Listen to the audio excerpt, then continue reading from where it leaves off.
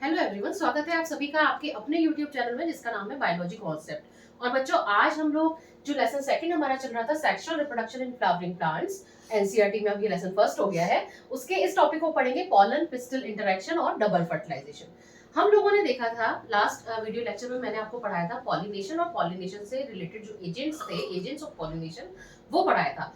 Pollination में हम लोगों ने क्या देखा था कि जो पॉलन ग्रेन थे वो पॉलन ग्रेन एंथर से निकल करके कहां पर पहुंच रहे थे, स्टिग्मा तक पहुंच रहे थे। ठीक है, अब स्टिग्मा क्या होती है ये मैं आपको बता चुकी हूँ पहले वीडियो लेक्चर्स में, फिर भी मैं एक बार आपको रिवाइज करवा देती हूँ। स्टिग्मा क्या होती है कि जो पिस्टिल होती है उसका जो अपर मोस्ट पोर्शन होता है उसको हम स्टिग्मा कहते हैं। फिर स्टिग्मा के नीचे जो ये कैनाल लाइक पोर्शन होता है उसको स्टाइल कहते हैं, और नीचे जो बेसल पोर्शन होता है, स्वालन पोर्शन होता है, उसको हम क्या कहते हैं, ओवरी कहते हैं। और उस ओवरी में क्या प्रेजेंट होते हैं, चिन्नी मिन्नी से स्ट्रक्चर जो मैंने आपको बताए थे वो क्या थे, ओव्यूल थे। ठीक है, अब ये जो पॉलन ग्रेन जब स्टिग्मा पर पहुंचते हैं तो दो पॉसिबिलिटी है कि स्टिग्मा या तो इसको एक्सेप्ट कर ले या इसको रिजेक्ट कर ले। यानी कि ये जरूरी नहीं है कि पॉलन ग्रेन अगर स्टिग्मा पर पहुंच रहे हैं तो वो जर्मिनेट होंगे ही होंगे। ये इन दोनों के इंटरेक्शन पर, किसके, पॉलन और पिस्टिल, और पिस्टिल के भी पर्टिकुलरली किस पार्ट पर, स्टिग्मा पर डिपेंड करेगा। यानी इन दोनों के बीच में केमिकल इंटरेक्शन होगा जो ये डिसाइड करेगा कि ये पॉलन ग्रेन जर्मिनेट होंगे या नहीं होंगे। अब ऐसा क्या है कि पॉलन ग्रेन जर्मिनेट हो, ये डिसाइड करेंगे स्टिग्मा पर मिलते हैं बेटा कुछ सरफेस प्रोटीन, सरफेस प्रोटीन जो ये डिसाइड करेंगे कि ये पॉलन ग्रेन जर्मिनेट होंगे या नहीं होंगे। अब हम ये जानते हैं, हम ये मान के चलते हैं कि कुछ पॉलन ग्रेन्स इस पर आएंगे स्टिग्मा पर और जर्मिनेट होंगे जो कंपेटेबल होंगे स्टिग्मा के लिए। अब स्टिग्मा पर क्या प्रेजेंट होता है, स्टिग्मा पर प्रेजेंट होता है थोड़ा सा मॉइस्चर, और साथ ही साथ प्रेजेंट क्या होता है, कुछ एक्सियोडेट। दो चीजें होंगी स्टिग्मा पर, ये पॉलन ग्रेन आए, ये पॉलन ग्रेन मैं दूसरे मार्कर से बनाती हूँ, एक मिनट, पॉलन ग्रेन ये ब्लैक कलर के मार्कर से बना रही हूँ, ये क्या है, पॉलन ग्रेन। ठीक है, अब ये पॉलन ग्रेन जर्मिनेट होंगे कब, जब ये मॉइस्चर को एब्सॉर्ब करेंगे। मॉइस्चर कहाँ प्रेजेंट होगा, स्टिग्मा पर प्रेजेंट होगा, नेक्टर के फॉर्म में प्रेजेंट होगा, एक्सियोडेट के फॉर्म में, यानी जो ये सिक्रीट करता है उसके फॉर्म में प्रेजेंट होगा। हमें पता है कि पॉलन ग्रेन का जब स्ट्रक्चर कैसा होता है कि उसमें आउटर वाली जो लेयर होती है वो तो क्या कहलाती है, एक्साइन, और इनर वाली जो लेयर होती है वो क्या कहलाती है, इंटाइन, और साथ ही इसमें प्रेजेंट होते हैं क्या, जर्मपोर। ठीक है, तो क्या होता है कि जब ये पॉलन ग्रेन मॉइस्चर को एब्सॉर्ब करते हैं तब ये इंटाइन निकलती है किस फॉर्म में, पॉलन ट्यूब के फॉर्म में, पॉलन ट्यूब के फॉर्म में। अब इंपॉर्टेंट बात यह है कि स्टिग्मा पर चाहे कितने भी पॉलन ग्रेन आए, जर्मिनेट भी कर जाए, ये पॉलन ट्यूब भी बन गई, लेकिन पॉलन ट्यूब फाइनली जो पहुंचेगी ओवरी तक और अंदर एम्ब्रियो सेक तक वो केवल एक ही होगी। वापस सुनो, मैंने क्या बोला कि पॉलन ग्रेन स्टिग्मा पर चाहे कितने भी आ जाए, स्टिग्मा उन सबको रिसीव भी कर ले, वो जर्मिनेट भी हो जाए, वो पॉलन ट्यूब भी बन जाए, वो पॉलन ट्यूब स्टाइल में भी मूव कर पाए, लेकिन ओवरी तक केवल एक ही पॉलन ग्रेन की पॉलन ट्यूब पहुंचेगी। अब यहां तक का प्रोसेस, कहां तक का, पॉलन ग्रेन का स्टिग्मा पर डिपॉजिट होना और पॉलन ट्यूब का ओवरी में एम्ब्रियो सैक तक पहुंचने तक की जो प्रोसेस है, उन सबको मिला करके, उन सारी प्रोसेसेस को मिला करके हम कहते हैं पॉलन पिस्टिल इंटरेक्शन। वापस सुनो, मैंने क्या बोला, deposition of pollen grain on the stigma, formation of pollen tube on the stigma, germination of pollen tube and pass through the style and ultimately reaches up to the embryo sac.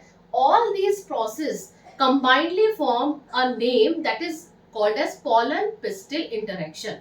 अब ये जो पहुंची क्या, pollen tube, ये pollen tube पहुंची। अब आपको याद हो तो मैंने आपको बताया था कि इस ओवरी में जो चिन्नी मिन्नी से स्ट्रक्चर थे उनको हम क्या कह रहे थे, ओव्यूल। अब ओव्यूल में बहुत सारी चीजें थी, लेकिन हम उसमें से मेन एक जो चीज उठाएंगे वो है एम्ब्रियो सैक। एम्ब्रियो सैक को मैं अलग से भी आपको ड्रॉ करके बता देती हूँ। उस एम्ब्रियो सैक में मैंने आपको बताया था कि क्या चीज मिल रही थी, एम्ब्रियो सैक। उस एम्ब्रियो सैक में जो ओव्यूल था, उस ओव्यूल में एम्ब्रियो सैक प्रेजेंट था। ओव्यूल में दो एंड्स थे, एक माइक्रोपाइलर एंड और एक चलाजन एंड। तो पोलन ट्यूब की एंट्री, ये एम जो बता रही हूँ ये है माइक्रोपाइलर एंड, सी जो बता रही हूँ वो है चलाजल एंड। पोलन ट्यूब की एंट्री हमेशा कौन से एंड से होती है? माइक्रोपाइलर एंड से होती है। और इस माइक्रोपाइलर एंड पर प्रेजेंट होती है क्या?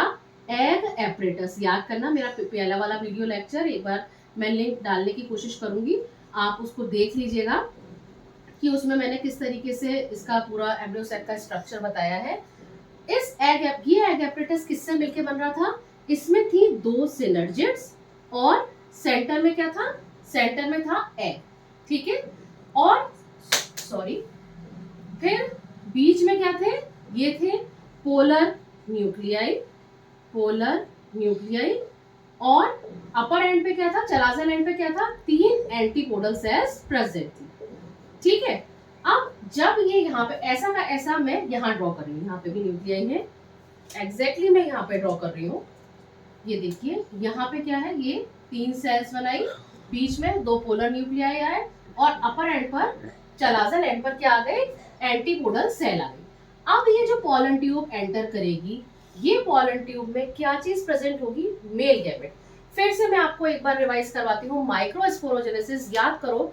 जब मैंने आपको माइक्रोस्पोरोजेनेसिस पढ़ाया था तब मैंने ये बताया था कि या तो 2 सेल स्टेज में या फिर 3 सेल स्टेज में, या तो 2 सेल स्टेज में या फिर 3 सेल स्टेज में पोलन ग्रेन्स जो है वो इमिट होते हैं। अब 2 सेल स्टेज का मतलब क्या था? कि एक तो उसमें क्या थी? वेजिटेटिव सेल, और एक क्या थी?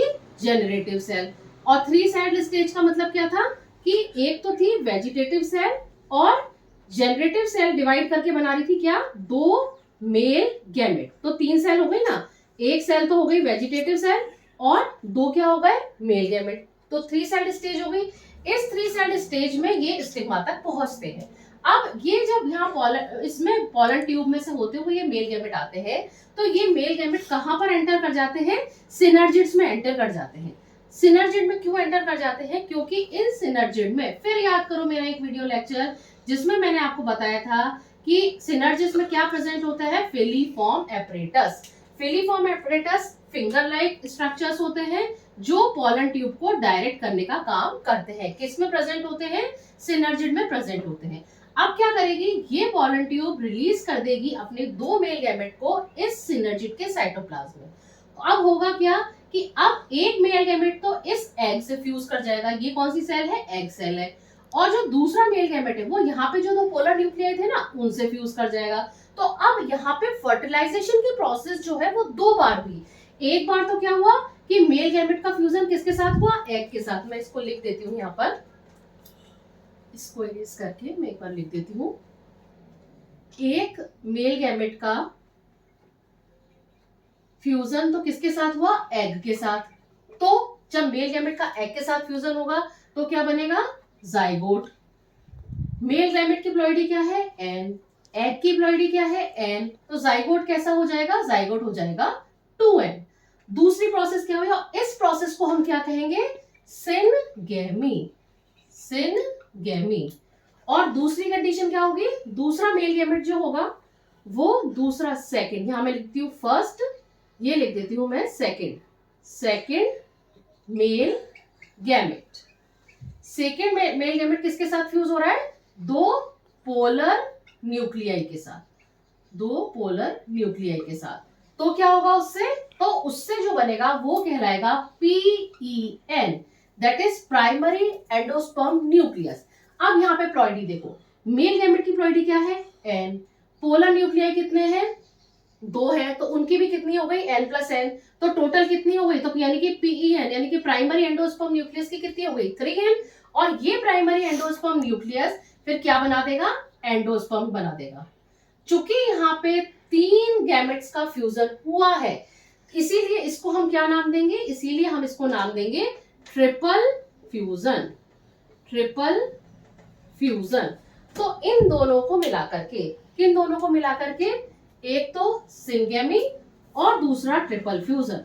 2 बार फर्टिलाइजेशन की प्रोसेस हुई है और इस प्रोसेस को हम क्या नाम दे देंगे? इस प्रोसेस को हम नाम दे देंगे double fertilization. Double double fertilization. किसको मिला करके? सिनगेमी और ट्रिपल फ्यूजन को मिला करके। वापस समझो हमने पढ़ा क्या आज। हमने ये पढ़ा, हमारे दो एजेंडे थे आज के, एक था पॉलन पिस्टल इंटरेक्शन, दूसरा था double fertilization. Pollen pistil interaction का मतलब ये है कि पॉलन ग्रेन और पिस्टल के बीच में इंटरेक्शन होगा। जरूरी नहीं है कि जो पॉलन ग्रेन स्टिग्मा पर आ जाए वो जर्मिनेट कर ही जाएगा। वो डिसाइड करेगी कौन? स्टिग्मा के प्रोटीन्स, स्टिग्मा पे जो सरफेस प्रोटीन प्रेजेंट होते हैं वो ये डिसाइड करेंगे कि वो उस पॉलन को एक्सेप्ट करें या रिजेक्ट करें। आने के बाद फिर क्या होगा? मॉइस्चर एब्जॉर्ब करेंगे, मॉइस्चर एब्जॉर्ब करने के बाद पॉलन ट्यूब निकलेगी और वो पॉलन ट्यूब स्टिग्मा में स्टाइल से होती हुई ओवरी तक और ओवरी से ओव्यूल तक पहुंचेगी।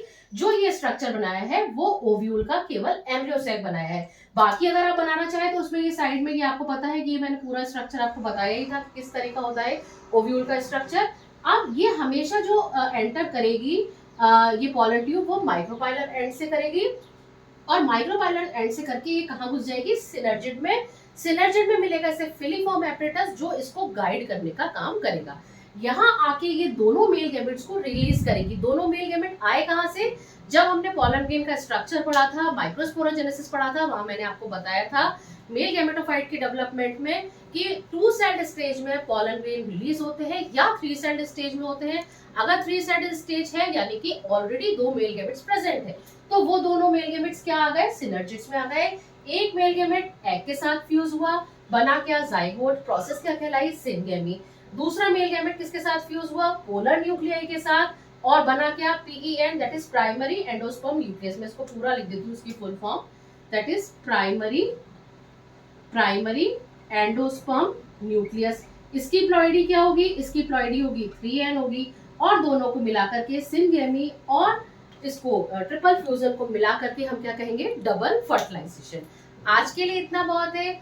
आगे आने वाले वीडियो लेक्चर में हम लेसन को कंटिन्यू करेंगे। अगर आपको कहीं पर भी कोई डाउट आता है तो प्लीज आप मुझे कमेंट सेक्शन में लिख के पूछ सकते हैं। और अगर आपको वीडियो पसंद आया हो तो प्लीज इसको लाइक करिएगा, शेयर करिएगा और सब्सक्राइब करने में कोई कंजूसी नहीं। Thank you very much.